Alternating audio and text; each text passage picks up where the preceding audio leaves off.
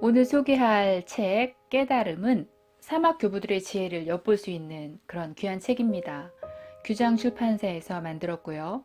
사막 교부들의 잠언, 일화 등을 엮어서 만든 책입니다. 사막 교부들은 AD 3세기에서 5세기 사이에 사막으로 들어가 하나님 앞에서 홀로서 수도자의 삶을 산 그런 사람들을 말합니다. 이 책의 부록에서는 사막 교부들의 특성을 5가지로 정리하는데요. 단순하고 소박한 생활, 적절한 금욕, 자신에겐 엄격하고 타인에겐 관용을 베풀고, 무소유, 자기 부정의 겸손. 네, 이 5가지입니다. 책을 읽어가며 수도자들의 마음을 따라가며 때론 감동을 받습니다. 때론 너무 고귀해서 절망감을 느끼기도 합니다. 그리고 가끔씩은 제가 느끼고 생각하는 것과 비슷해서 위로를 받기도 합니다. 결국 중요한 것은 영성 생활이라는 생각을 하게 됩니다. 삶과 분리되지 않은 영적인 삶 말이죠. 깨달음은 매 순간 삶으로 드러나게 되어 있으니까요. 자아의 죽음을 기억하며 무심하게, 고요하게, 가볍게 매 순간을 깨어 살고 싶다는 마음을 품게 하는 그런 책입니다. 자, 이제 그렇다면 사막 교부들의 지혜의 말씀을, 이야기를 들어보시지요. 어떤 형제가 한 운둔자에게 말했다. 저는 나쁜 소문을 안고 다니는 형제를 보면 초대하지 않지만 훌륭한 수도사들을 보면 기쁜 마음으로 초대합니다. 은둔자가 말했다. 선한 형제를 선으로 대하는 것은 그에게 아무 유익이 되지 않소. 이제부터는 그렇게 하지 말고 나쁜 소문을 안고 다니는 형제들에게 2배의 사랑을 베푸시오.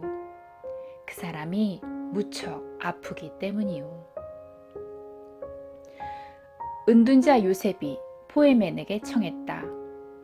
수도사가 되는 법을 알려주십시오. 포에멘이 대답했다. 현세와 내세에서 평화를 얻으려면 매 순간 나는 누구인가 라고 질문하고 아무도 판단하지 마시오. 에바그리우스가 말했다. 많은 것들에 대한 욕망을 잘라내라. 고요함을 잃지 않도록, 산란해지지 않도록 마음을 굳건히 지켜라. 안토니오가 하나님의 섭리의 오묘함에 대해 묵상하다가 너무 혼란스러운 나머지 이렇게 기도했다. 주여, 어떤 이는 젊어서 죽고 또 어떤 이는 늙을 때까지 살다가 병들어 죽는 까닭이 무엇입니까? 어떤 이는 부유하고 또 어떤 이는 가난한 까닭은 무엇입니까?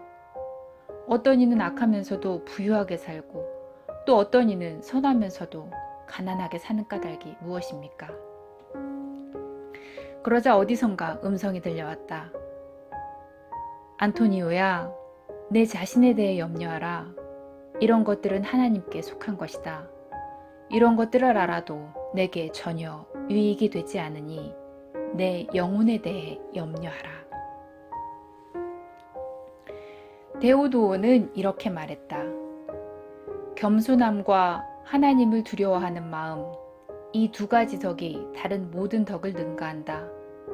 겸손은 하늘로 들어가는 출입문이다. 히페리키우스가 말했다.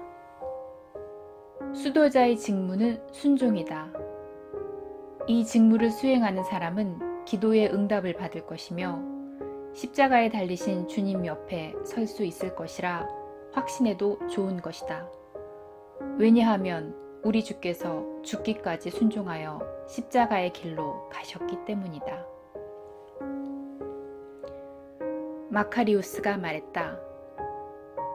기도할 때는 말을 많이 하지 않아도 됩니다. 2 팔을 벌리고 주님 자비를 베푸소서 라고 말하면 됩니다.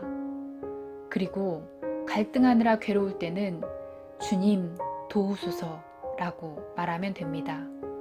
그러면 우리에게 가장 좋은 것이 무엇인지 잘 아시는 주께서 자비를 베푸실 것입니다.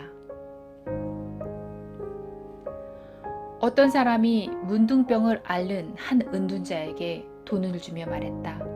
당신은 늙고 병들었으니 이 돈을 받아 필요에 따라 쓰시오.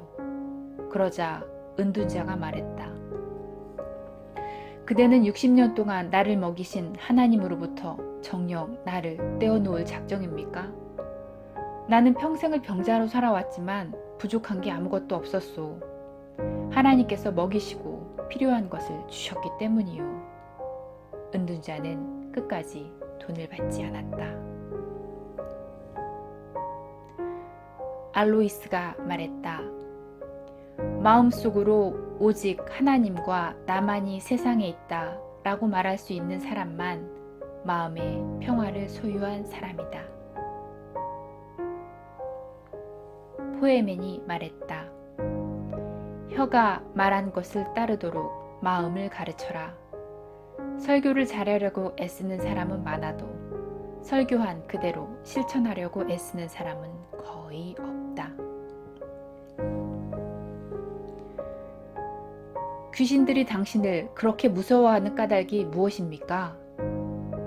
이시도르가 대답했다. 수도사가 된 이후로 나의 얼굴에서 조금 돌출된 입술보다도 내가 터뜨리는 화, 분노가 앞으로 나아가지 못하게 하려고 노력해 왔소이다. 한 수도자가 길을 가다가 몇 명의 수녀들을 만났다. 그는 수녀들을 보자마자 얼른 옆으로 비켰다. 수녀 원장이 그에게 말했다.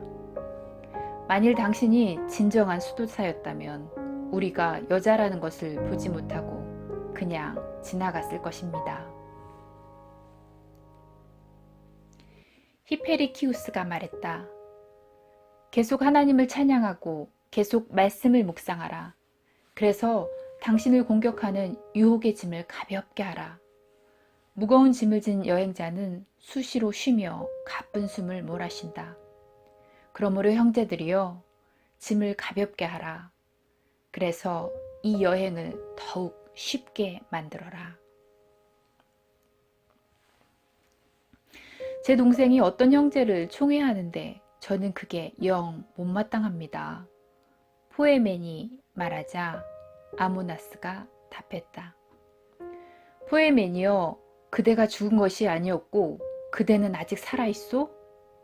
가서 그대의 움막에 앉으시오. 그대가 벌써 1년 전에 죽어 무덤에 들어갔다는 사실을 명심하시오. 에프리암을 유혹하려고 마귀가 창녀를 조종했다. 에프리암은 사람들 많은 곳으로 그녀를 데려가 동침하자고 했다. 그녀가 말했다. 사람들이 이렇게 많은데 부끄럽지도 않으세요? 에프리암이 말했다. 인간들 앞에서는 그렇게 부끄러워하면서 어둠에 감추인 것 같이 낱낱이 드러내시는 하나님의 불꽃 같은 눈길을 부끄러워하지 않는 까닭은 무엇이냐? 어떤 형제가 실바누스를 방문했다.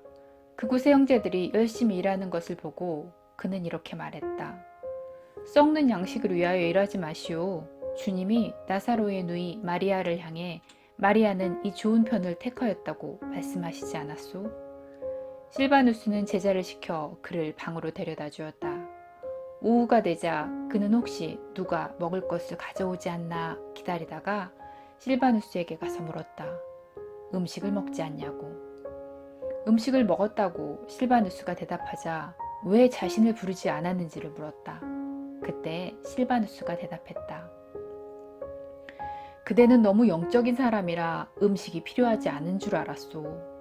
우리는 세상적인 사람이라 음식이 필요하오. 그래서 이렇게 열심히 일하는 것이오. 하지만 그대는 좋은 편을 택했기 때문에 하루 종일 말씀만 묵상하고 먹지 않아도 되는 줄 알았소이다. 그 사람이 뉘우치자 말했다. 마리아에게는 언제나 마르다가 필요하오. 마르다가 있었기에 마리아가 칭찬을 받은 것이오. 요한이 죽어가고 있을 때에 생기와 활력을 잃지 않았고 그의 마음은 주님을 향하고 있었다. 때에 옆에 서 있던 형제들이 구원에 이르는 길을 한 문장으로 요약해달라고 정했다. 그의 형제들은 그가 남긴 말을 유산으로 삼아 그리스도 안에서 온전함에 이르기를 원했다. 요한은 깊이 숨을 들이신 후에 말했다. 나는 한 번도 내 뜻을 쫓은 적이 없소. 그리고 내가 먼저 하지 않은 것을 남에게 하라고 가르친 적도 없소.